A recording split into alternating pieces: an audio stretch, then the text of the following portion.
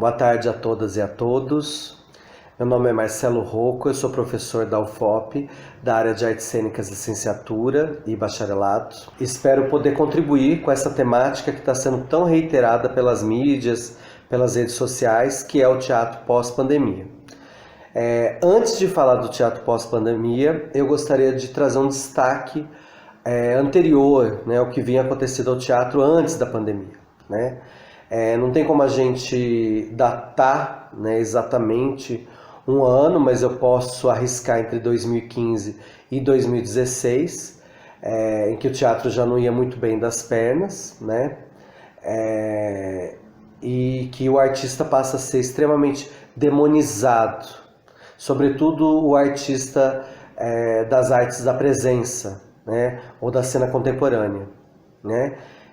Ele passa a ser tratado como um inimigo a ser combatido, de uma lógica muito perversa, de uma falsa moralização. Então você cria um medo sobre uma determinada área, há pessoas que muitas vezes são ingênuas ou simplesmente não conhecem, nunca foram ao teatro, ou nunca foram a uma exposição, ou nunca tiveram oportunidade, porque a gente sabe que a gente está falando de um país em que a arte é extremamente ainda elitista, sobretudo a arte dentro de uma arquitetura teatral, de um edifício, e muitas vezes não tiveram oportunidade por várias questões, muitas pessoas mal sanaram questões econômicas ou ainda não compreenderam por falta de oportunidade, por não serem privilegiadas, aí alguns espaços.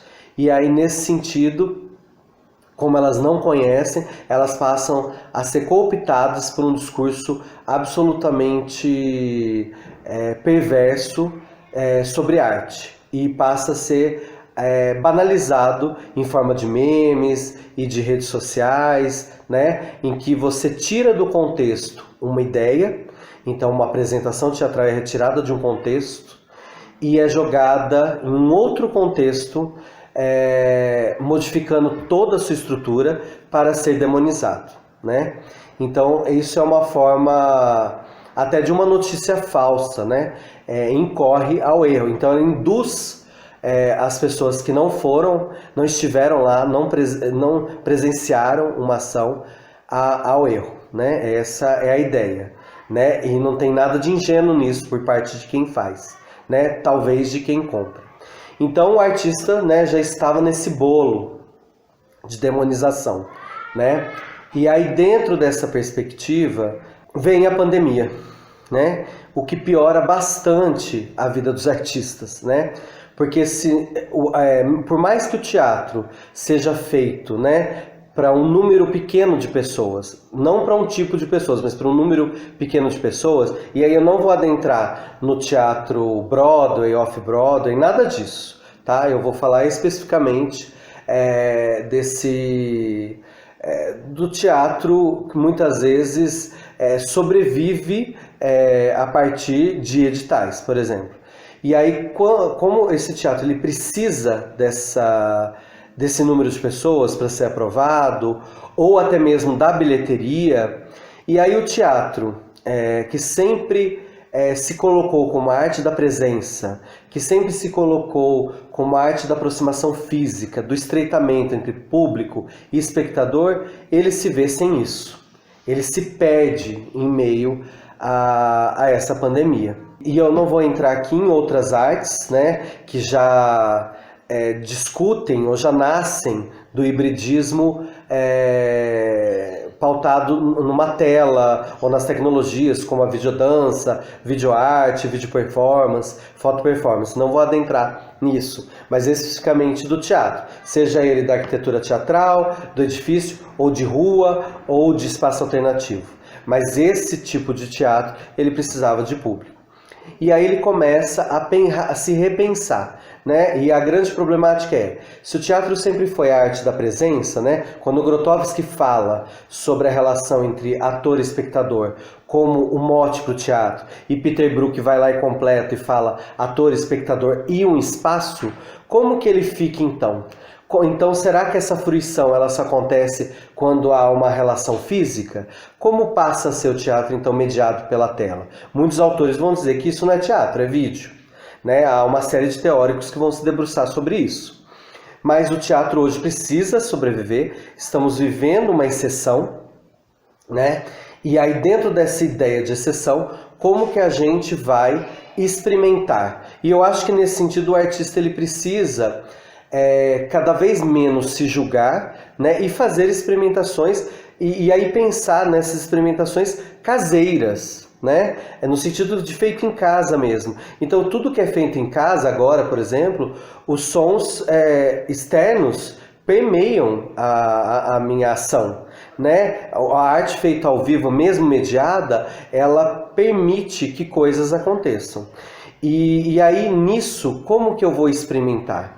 E aí de forma alguma a gente vai negar a presença. Espero que inclusive que isso passe logo e a gente volte a ter essa relação, né, em que eu vejo o suor do artista, em que o espectador consiga perceber as relações de uma forma mais próxima. Mas hoje o que a gente tem, inclusive muitos artistas sabiamente, muitos grupos estão experimentando o que é o uso mediado da tela, né, a partir de várias plataformas, e como a gente experimenta essas plataformas, porque hoje o que a gente vê é um verdadeiro menu, um verdadeiro cardápio de plataformas, seja Google Meet, OBS, enfim, uma série de plataformas que nos oferecem possibilidades de criação, né?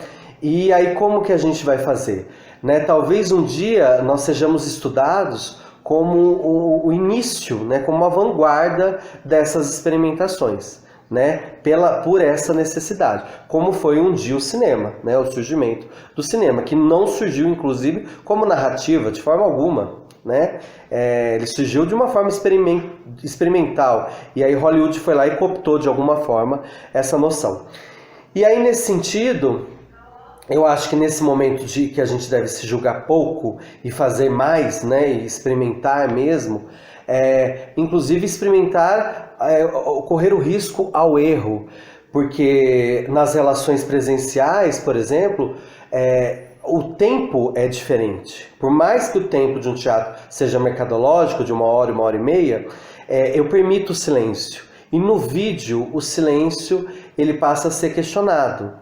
Né? O vídeo ele passa a ser quase uma ideia de uma lacuna, de uma barriga. Então como eu experimento isso? Como eu experimento as aproximações com o vídeo? Como que eu, dentro desse enquadramento tão pequeno, eu estico o braço? Como que eu possibilito, inclusive, nuances vocais, tonos? Como que a minha musculatura fica? Porque eu posso sair de cena, eu posso voltar, eu posso desenquadrar. Nesse momento eu estou tentando me enquadrar, mas em algum momento isso sai, escapa de mim, né? Então, que essas experiências, elas possam dar volume para o teatro, né? Para inclusive porque nós estávamos vivendo inclusive muito de vaquinhas virtuais, de rifas, né? Muitos artistas, eu não vou falar inclusive nem por mim, porque eu tenho o privilégio de ser professor, né, de uma universidade pública, e isso me dá uma série de garantias que vários colegas meus não têm, né, que sobrevivem dia a dia, né? E aí nesse sentido, como que o artista passa a se repensar, né? Inclusive de uma forma que muitas vezes ele rejeitou, né? Como que é entrar em um espaço que ele rejeitou durante um tempo? E às vezes não só rejeitou, ele não tinha conhecimento, não foi ensinado a ele a entender essa relação audiovisual, né? O teatro ele sempre foca em outro lugar que é pautado na presença. E por mais que tenham, né, quando a gente pensa na cena contemporânea e todas as tecnologias geralmente elas são encerradas em uma função em si, que é a do próprio espetáculo, né? Então, se há tecnologia no espetáculo, ela é feita geralmente, não todos, mas para ela mesma. E mesmo quando é um teatro filmado, ele tem algum propósito, que não é de totalidade, mas de parcialidade, para brincar com as edições do vídeo, né? E como que hoje a gente pensa isso? Essa arte ao vivo, só que agora ela é mediada por essa tela. Então a gente pode transformar essa problemática numa possibilidade, né? Ou a gente pode resistir a ela. Eu espero que a gente transforme isso numa possibilidade, justamente por essa necessidade que a gente vai enfrentar nos próximos tempos. Creio eu que a cultura foi a primeira a parar e provavelmente, como muitos artistas vêm falando, ela vai ser a última a voltar, né? Justamente pelo quesito aglomeração. Então, eu acho que agora está na hora de nós vermos muitos tutoriais, entendermos várias plataformas e dentro dessas plataformas assistimos uns aos outros para experimentar. E quem sabe assim a gente tem um acréscimo, que é pegar aquele espectador que nunca foi ao teatro. Né? Mesmo porque o espectador de teatro, como eu, por exemplo, pode ter resistência a assistir ao vídeo, porque ele pode perceber aquilo como um não teatro. Então talvez a gente tentar reformular na cabeça das pessoas essa possibilidade diante da pandemia.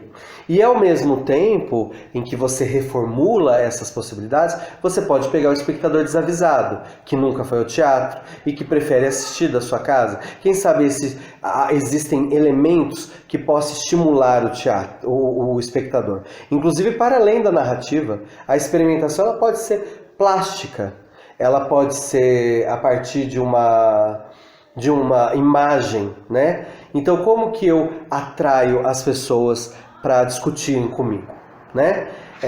E aí, esse espectador desavisado, esse espectador que talvez não conheça o edifício teatral, ele possa ser somado e vir para o nosso lado. E de alguma forma, não nos perceber apenas como o outro e tentar diminuir essa relação de inimigo. E trazendo o outro para o nosso lado, a gente de alguma forma consegue, inclusive, pensar nessa formação do espectador, numa construção dialógica, né, de debate frente à democracia, né?